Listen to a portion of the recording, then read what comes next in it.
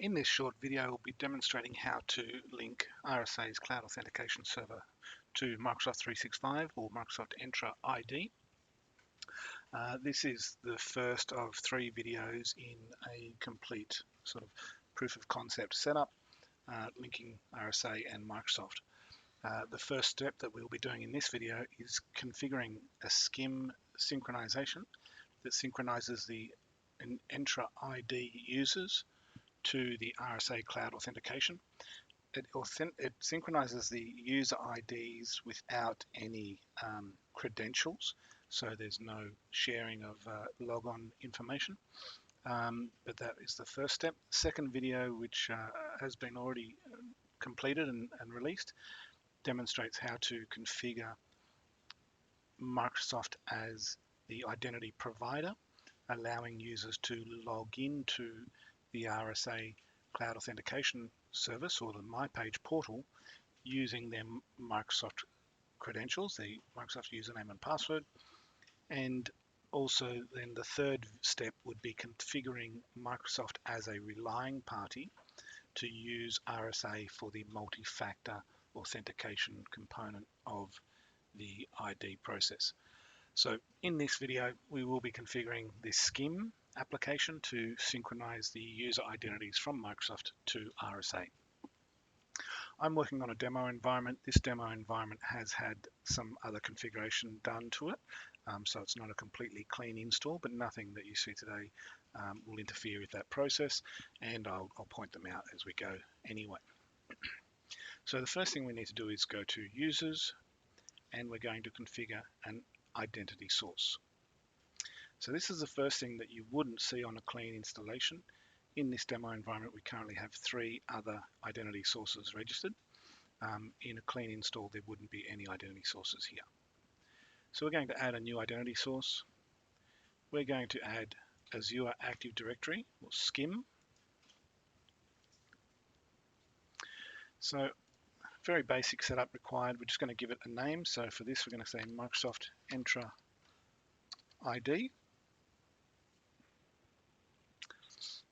We need to make sure enable user provisioning from a SCIM identity source is enabled, which it is by default. 2 pieces of information we need to copy is the SCIM service provider base URI. So copy that and just paste that into a notepad. We will need that when we go to the Microsoft console. We also need to generate the API key and copy that key as well into a notepad for use later. If we go a little bit further down the page, you'll see that there is an option to enable password within the RSA Unified Directory. We will leave this as disabled. What this option does is allows for your users to have a password within the RSA directory. And because we are going to, in this case, and we think it is a very common use case, we're going to use Microsoft credentials to log into RSA. We don't want a separate password, an RSA database password. That just adds a level of complication, a second password that needs to be defined and managed and remembered and changed periodically. So we're going to rely on the Microsoft credentials to log into RSA. So once that is disabled, none of the other options are available to us. We click Save.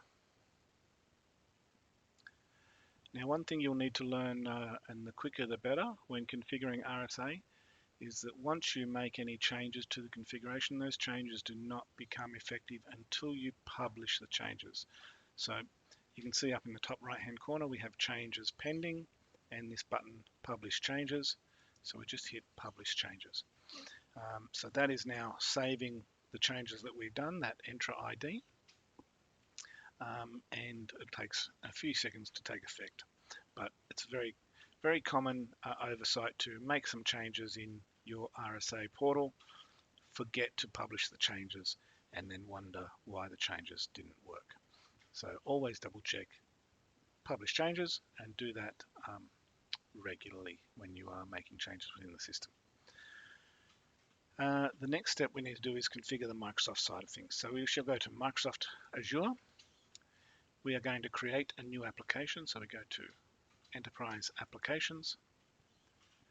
Now, again, this is something that you may not see if you're in a clean environment. This is a demo Microsoft 365 tenancy, and there's a number of apps that are created in this demo environment. And we have also created an RSA one as part of a previous video, but you may not see anything at all here, or you may see different applications that your organization has published within their tenancy. So we're going to create a new application up the top. We're going to create our own application. We need to give it a name. So we're in the Microsoft portal and it is connecting to the RSA Cloud Authentication Service, and it's performing SCIM. So I generally follow that sort of pattern when I'm creating my apps. We need to make sure we select integrate any other application you don't find in the gallery. So this is a non-gallery application, and we hit create. Now this will take a few seconds to create that app as well. When it has finished creating it, it will drop us into the application overview. So this is the new application that we have created. We're on the overview page. Now the things that we are interested in is provisioning. So this is purely a provisioning of users or a synchronization of users from EntraID into RSA's Cloud Authentication Service. Click on provisioning. This may or may not be expanded here, but under manage we want to select the second, or provisioning again. We're going to do automatic provisioning. Expand admin credentials, and we need to enter in the 2 bits of information that we copied from the RSA Cloud Authentication Service. Paste in the service provider base URI from RSA and paste in the secret token. Hit test connection and you should see that we get a green tick box up here.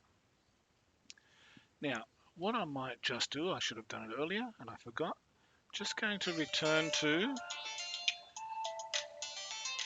the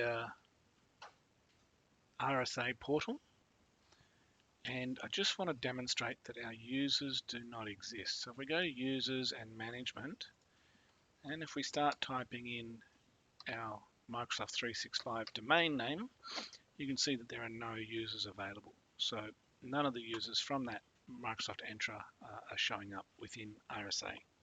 If I go back here, we've done a test connection, we get a green tick box.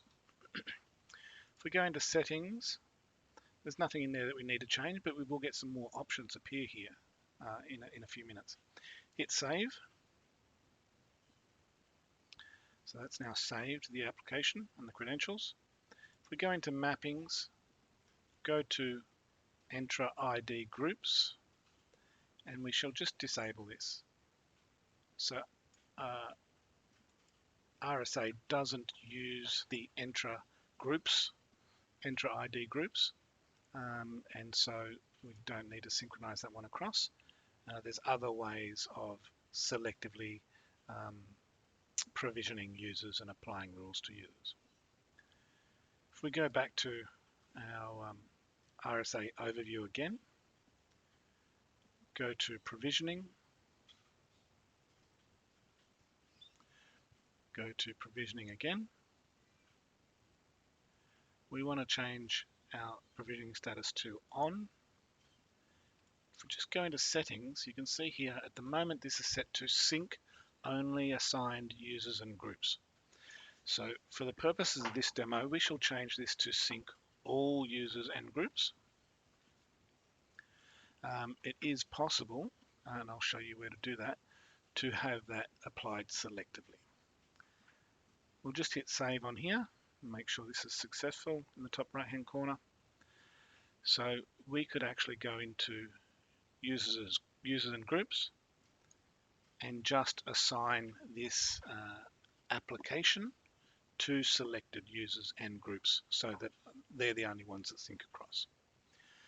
The other thing that I like to do here, which is an optional step, if we go into our overview again and go down to properties, we have this option visible to users. So Microsoft do have their own application publishing page, and by default, all new applications are visible to the users in that page. So our users cannot use this application, so there's no need for them to be able to see it. So we're just going to turn that off, and again, we shall hit save. If we go back to provisioning, we might be able to see if the provisioning has occurred. So initial cycle completed. 26 errors are being retried. I'm not too sure what that's about. We would have to check the logs. But what we might do first is see if our users have shown up. So I'm just going to refresh this page and do a search for Microsoft 365. And you can see now that we have about 10 users who have been synchronized across from Microsoft 365. Now that's all we need to do in terms of configuring SCIM and the SCIM application. As you can see, it's very quick and very easy, and the first step in what would be a lot of default deployments of the RSA Cloud Authentication Service. The next steps, which I won't go into too much detail now, but we now want to make that identity source available within our policies. Again, these policies have already been used and customized, but they will appear a little differently in a default installation. But you might go into these policies and ensure that identity sources and your new Microsoft EntraID source is enabled to each policy that you wish to use for that identity source. Just step through those processes, hit save and finish, and again we have to press publish changes to make sure those changes take effect. One thing I would just point out, that identity source does need to be added to each of the policies that you are using, where you want that identity source to be available to that policy. So thank you for watching this video. There are other videos available. Please check with wherever you did obtain this one from, whether it be your partner, LinkedIn, YouTube, and there will be other videos made available in the future. Thank you for watching.